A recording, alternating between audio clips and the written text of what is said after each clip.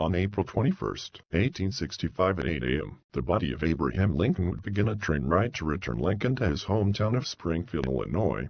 This journey would take the Lincoln funeral train through 7 states and 144 cities and towns including Washington, D.C., Baltimore, Harrisburg, Philadelphia, Trenton, New York City, Albany, Buffalo, Cleveland, Columbus, Indianapolis, Chicago, and, of course, Springfield.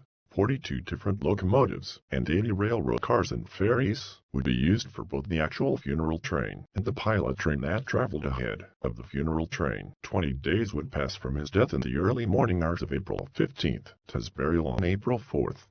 12 of these spent on the path of the funeral train, as it moved at an average speed of between 5 and 20 miles per hour. Although the journey only lasted 12 days, stories have been told that the Lincoln funeral train would continue to make the journey to Springfield for years after it arrived.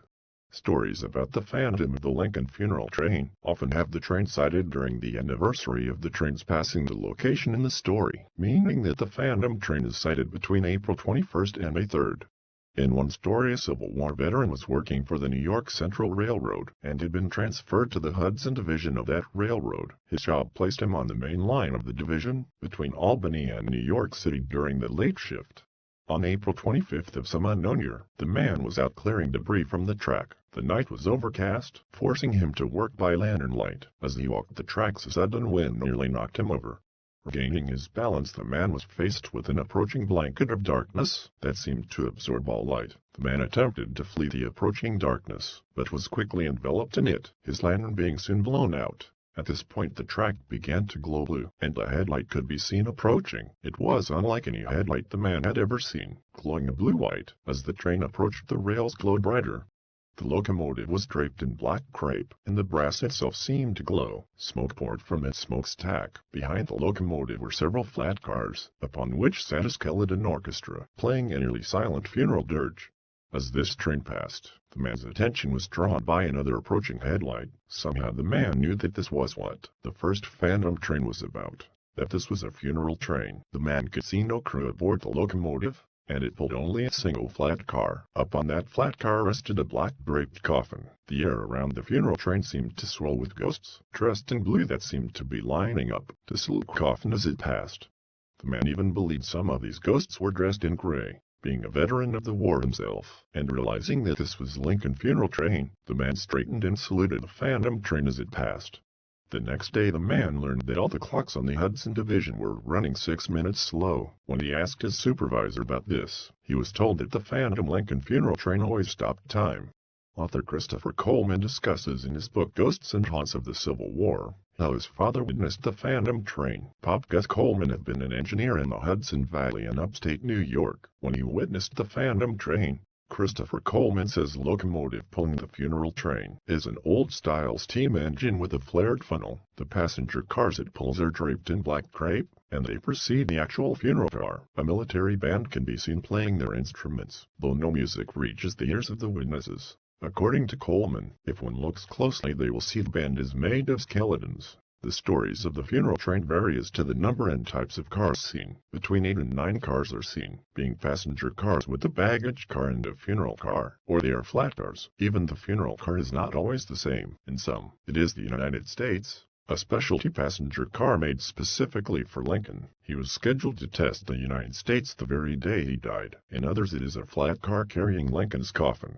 Another story is about Dr. Carter Strohers, who lived near Albany, New York. It was April 25, 1965, Dr. Strohers' 30th wedding anniversary. Rather than spend his anniversary with his wife as he wanted, Dr. Strohers was making a house call 30 minutes away, tending a young girl with pneumonia and a 105-degree temperature. Dr. Strohers remained with the family until her daughter's fever broke late that night. At the time he packed up and returned home. It was around 10:30 when he came to the railroad tracks in the town of Schodack. As Dr. Strohers approached the tracks, he heard the sound of a slow-moving train. More curious was the sound of a train's bell. He had not heard a train's bell in years. The doctor rolled down his window so he could hear better. Doing so allowed him to overhear a couple of railroad workers standing nearby discussing the approaching train. One commented that the locomotive looked like the old steam locomotive of the Union, and asked the other if they had ever seen anything moving so slow.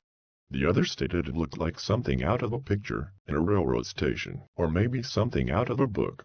Dr. Stroers turned his attention to the approaching train. The locomotive was draped in black, and it was pulling 9 cars behind it.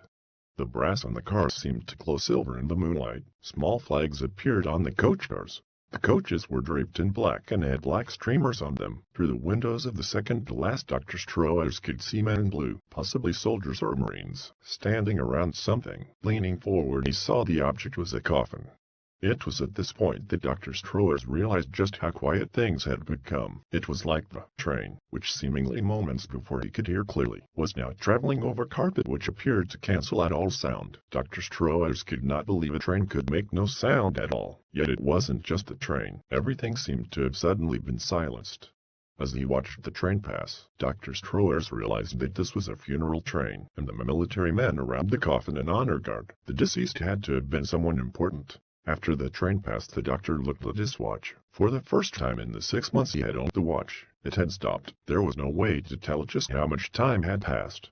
It would be several years before Dr. Stroers learned what he had seen that night. Reading a local paper, he saw a story about the Lincoln funeral train. According to the story, the train is pulled by the Union, one of the locomotives which was used in 1865 to return Lincoln's body to Springfield. The Union and the cars it pulls pass noiselessly by on the old right-of-way of the New York Central during the last week of April. As the train passes, all clocks and watches stop as if to allow time to stand still. Although these stories are all from New York, similar stories about the phantom of the Lincoln funeral train have been told, about the phantom being seen in Ohio, Indiana, and Illinois.